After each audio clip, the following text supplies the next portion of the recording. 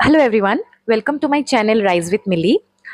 I am currently working as a junior associate in SBI since July 2025. But my journey of becoming a junior associate in SBI has been a very challenging and unexpected one, I must say. So I'm going to share my journey today for all those people who are currently preparing for any government exam, maybe banking or anything.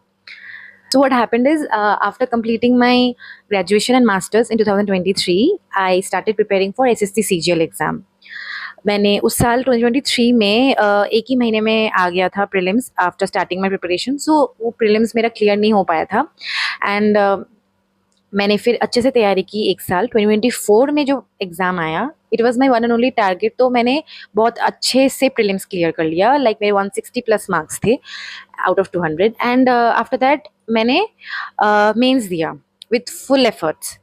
But उस साल कुछ ऐसा हुआ कि 2 shift थे and normalisation हुआ, बहुत सारे क्वेश्चंस में बोनस हुए, जिसकी वजह से मेरे मार्क्स कम हो गए एंड मैं मेंस में बहुत कुछ ही नंबरों से, 4-5 नंबर से मैं आउट हो गई फाइनल लिस्ट से. तो that was very disheartening for me. And उसके बाद मैंने CHSL भी दिया था, जिसमें मैं 1 नंबर की वजह से फाइनल लिस्ट में मेरा नाम नहीं आ पाया, 1 नंबर से. सो वो भी मेरे लिए बहुत बुरा फेज था. सो उसके बाद I thought that I should appear for every other exam, because सिर्फ SSC के भरोसे नहीं रह सकते.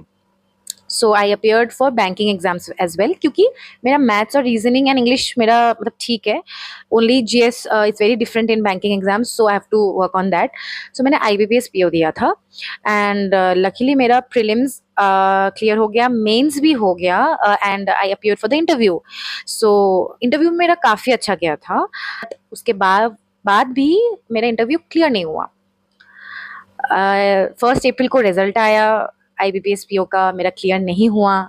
मीनवाइल मैंने SBI का एग्ज़ाम दिया था, बहुत ही डाइसी होके. मेरा मन नहीं था, बट मैंने SBI JEE का एग्ज़ाम दिया था फरवरी में प्रीलिम्स का, कि जस्ट इन केस मेरे बाकी में नहीं हुआ तो. एंड सच में मेरे किसी भी एग्ज़ाम में, मैं 3 एग्ज़ाम्स के मैं मेंस दे चुकी थी, बट किसी में भी क्लियर नहीं हुआ था.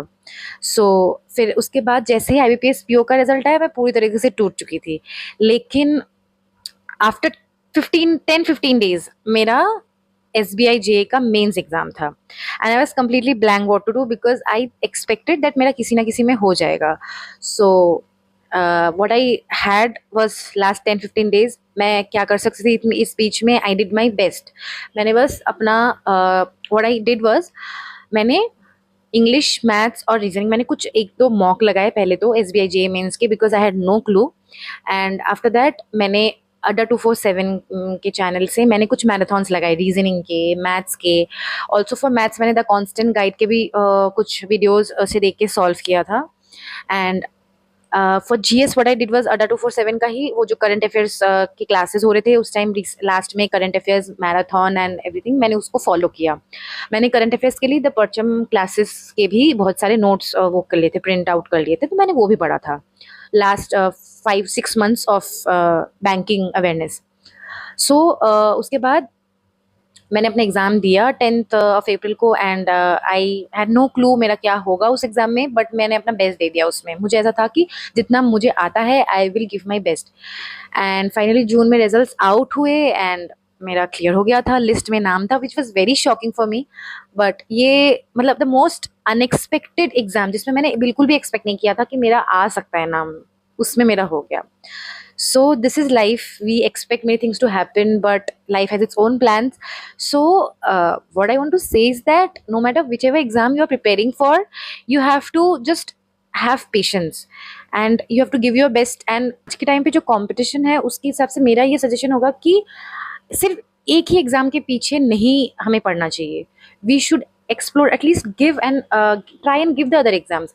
भले ही उसकी तैयारी नहीं हो, but at least appear for it 1 or 2 times. You will get the test of the exam कि उसमें क्या डिमांड है, कैसे पढ़ना है, so that you understand that you have another way out.